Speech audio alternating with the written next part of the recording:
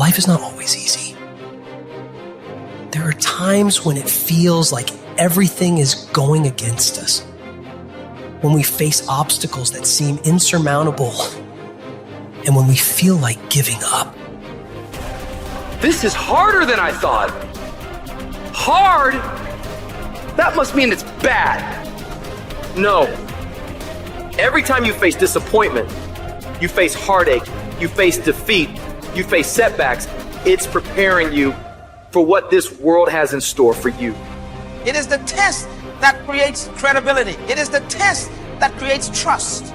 So if you're going through a bankruptcy moment, that's your test of being trusted. In other words, you never think that a crisis comes to conclude your life. It comes to give credibility to your life. What you're going through is going to give you the respect of other people observing you. There are people who are praying that you fail, and then they'll trust you when you don't. They hope you won't make it, and when you make it, they congratulate you. Don't listen to the naysayers. Accept the test as part of you becoming a successful person. Successful people are always survival testimonies. They weren't born successful. Success is a result of going through a furnace, sleeping with lions, being torn apart, being ripped apart, being criticized and attacked. Success is what people think of you after they try to kill you. Life gonna whip your butt. Life is gonna bully you. Stop whining. Stop crying. Nobody cares. Be demanding. Let it hit you, but don't let it punk you. This is not an opposition. This is an opportunity. I don't care if you've been beaten to the floor, if your legs are too tired to lift that weight. Break through that barrier and create new ones for you and for others to show off. Get back up and live life. If I really work hard and use my mind and I get creative, there's something out there that I haven't discovered. There's always an answer. You can do more than you think you can do. You can have more than you think you can have. The possibilities for you are unlimited. If you're coming back from adversity and devastation, it's unlimited of what you can do. There's no guarantee that because somebody is now down on their luck, they can never come back. Who can guarantee that you can't make? No one can do that. You don't know what the possibilities are for your life. You want your stuff? It's necessary you take responsibility for it. That you make it happen, that you don't give up, that you don't take any objection or disappointment or defeats personally, that you keep on keeping on, that you don't decide that I can't make it because you can't see the light at the end of the tunnel, that you realize that's a part of the program. That's how I conquer, and that's how nobody has ever beaten me yet. I have never met anybody who became incredibly successful until they had suffered and sweated and sacrificed and kept their focus and fought through tears and trials and tests. And if you have a dream and you commit to it, it will come to pass. There's something that you could do that would radically change your life. Somebody could take the hand you've been dealt and win with it. Same circumstances, same ideas. They would do it through what they thought about your life. But we don't need somebody because we got you. You are the one.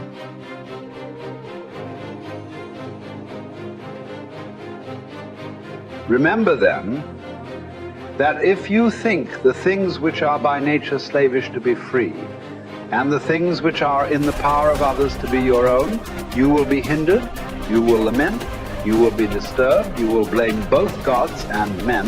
But if you think that only which is your own to be your own, and if you think that what is another's as it really is belongs to another, no man will ever compel you, no man will hinder you. You will never blame any man. You will accuse no man. You will do nothing involuntarily, against your will. No man will harm you. You will have no enemy, for you will not suffer any harm. Now is the time to get serious about living your ideals. How long can you afford to put off who you really want to be? Your nobler self cannot wait any longer. Put your principles into practice. Now, stop the excuses and the procrastination. This is your life. You aren't a child anymore. The sooner you set yourself to your spiritual program, the happier you will be. The longer you wait, the more you'll be vulnerable to mediocrity and feel filled with shame and regret, because you know you are capable of better. From this instant on, Vow to stop disappointing yourself. Separate yourself from the mob. Decide to be extraordinary and do what you need to do. Now. Never depend on the admiration of others. There is no strength in it. Personal merit cannot be derived from an external source. It is not to be found in your personal associations, nor can it be found in the regard of other people. It is a fact of life that other people, even people who love you, will not necessarily agree with your ideas, understand you, or share your enthusiasm.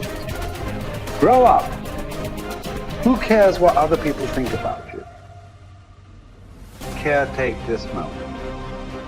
Immerse yourself in its particulars. Respond to this person, this challenge, this deed. Quit the evasions. Stop giving yourself needless trouble. It is time to really live, to fully inhabit the situation you happen to be in now. You are not some disinterested bystander. Participate. Exert yourself. It was Benjamin Disraeli. He says, nothing can resist the will of a people that will stake even their existence on the extent of their purpose for good.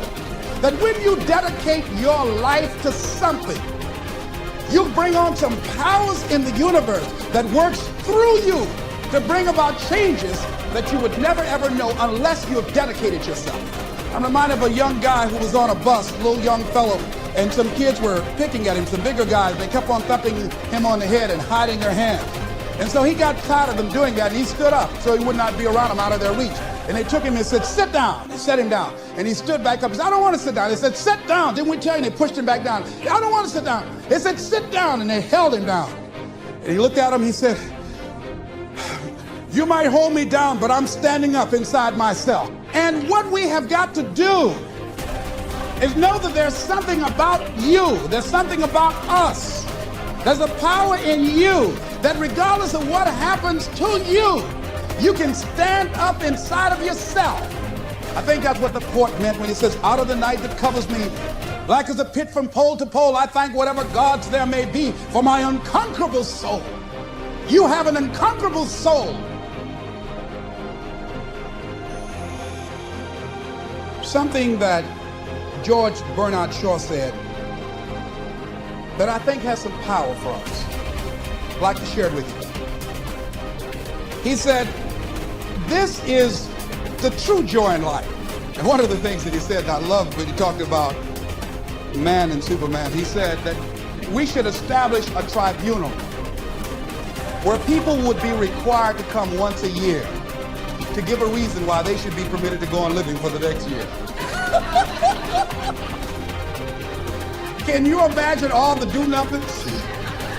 Hopping from one foot to the other, trying to give some justification why they should be allowed to live for the next year? Well, what do you do? I drink a little bit. What are you contributing to life? I go to work every day.